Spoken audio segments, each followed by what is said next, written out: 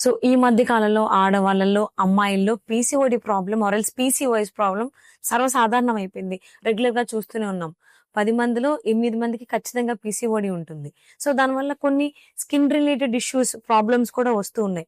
But వాళ్ళకి దీని వల్ల వస్తుంది అనేది ఎవరికీ తెలీదు. అంటే పీసీఓడి వల్ల ఈ స్కిన్ ఇష్యూ వస్తుందని తెలీదు. పీసీఓడి ఉన్నటువంటి ఆడవాళ్ళలో గాని, అమ్మాయిల్లో గాని a kind of or else a type of skin issues వచ్చేటువంటి అవకాశం ఉంది ఏంటి?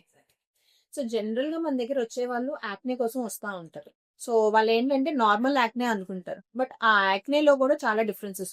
హుహు. సో మేకప్ వేసుకునే వాళ్ళలో యాక్నే ఒకలా ఉంటుంది. ఓకే. ఉండే వాళ్ళలో యాక్నే ఒకలా ఉంటుంది. డాండ్రఫ్ ఉండే వాళ్ళలో యాక్నే ఒకలా ఉంటుంది. హ్మ్. So different types of acne అన్నమాట. సో ఇందులో మనకి హార్మోనల్ యాక్నే అనేది ఉంటుంది.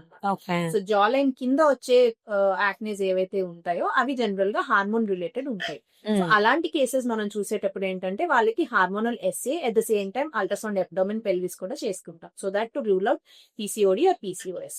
సో ఇందులో మనకి మెయిన్ గా ఉండే సింటమ్స్ ఏంటంటే యాక్నే ఒకటి ఉంటుంది. హెయిర్ ఫాల్ అంటే హెయిర్ లైన్ రిసీడ్ అవ్వడం, అంటే వెనక్కి వెళ్లే హెయిర్ లైన్. దాంతో పాటు వెయిట్ ఎక్కువ పుట్ ఆన్ చేయడం, ఒబేసిటీ. సో దీని వల్ల ఇన్సులిన్ రెసిస్టెన్స్ అండ్ డయాబెటీస్ వచ్చే ఛాన్సెస్ కూడా వీళ్ళల్లో ఉంటాయి. ఓకే. ఇవే కాకుండా ఇర్రెగ్యులర్ సైకిల్స్. సో జనరల్ గా వీళ్ళు ఏమంటారంటే పీసీఓడి మాకేం లేదండి, మేము ఓన్లీ మాకు సైకిల్స్ రెగ్యులర్ గా వస్తున్నాయి. 70% of the PCOD cases have regular cycles. So that అదొక్కటే రీజన్ కాదన్నమాట. పీసీఓడి లేదు అని చెప్పడానికి అదొక్క రీజన్ సరిపోదు. ఓకే.